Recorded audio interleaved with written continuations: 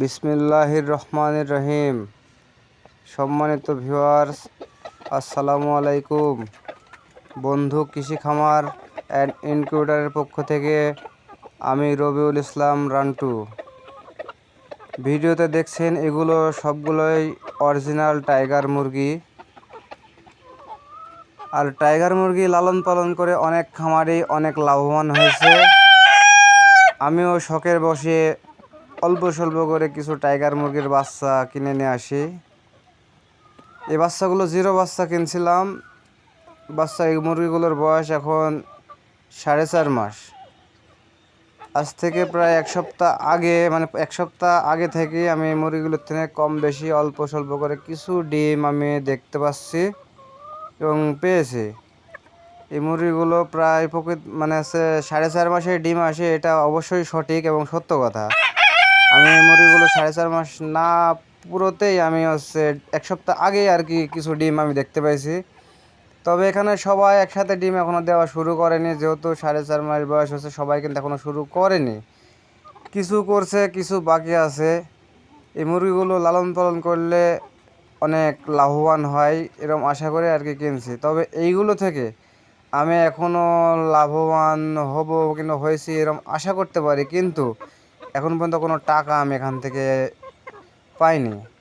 কারণ এগুলোর বয়স 4.5 মাস, এগুলো জিরো বাচ্চা থেকে খাওয়ায়ে এত দূর পর্যন্ত আসছে এবং এদের মোরগগুলোর ওজন আসছে 4 থেকে 4.5 কেজি, 4 মাস বয়স হলো, এবং মুরগিগুলোর ওজন আসে 3 থেকে 3.5 কেজি পর্যন্ত আসছে। তবে এগুলো অনেক বড় হয়, অনেক জায়গায় শুনছি, কিংবা যে খামার থেকে আমি বাচ্চা নিয়ে আসছি ওখানেও দেখছি 7 কেজি ওজন, 6.5 কেজি ওজনের মোরগগুলো কিংবা মুরগিগুলো ওখানে 4.5 কেজি, 4 কেজি ওজনেরও মুরগি আমি দেখে অনেক শখ হওয়ার পরে আমি এই মুরগির বাচ্চাগুলো কিনে নিয়ে আসি। তবে এগুলো এখন আপাতত আমার কাছে অনেক ভালো এবং কোনো এদের রোগ নাই, অসুখ খুবই কম।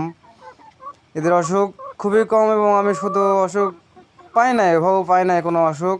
আমি সাধারণত পশু হাসপাতাল থেকে ডাক্তারের থেকে পরামর্শ নিই। ডাক্তার পরামর্শ দেয় এটার অসুখ একটাই সমস্যা, শুধু তাপমাত্রাটা কন্ট্রোল করলে ইনশাআল্লাহ এদের ওরকম রোগ বালাই নাই। অন্য মুরগি যেরকম অসুখ হলেই তাপ করে নষ্ট হয়ে যায়, কেটে যায় আর কি। তবে এরা অসুখ হচ্ছে, ঝিমাতে আর কি 1 সপ্তাহ 15 দিন কেটে যায়। তবে ইনশাল্লাহ খাইতে পারলে এদের আর কোনো সমস্যা নাই।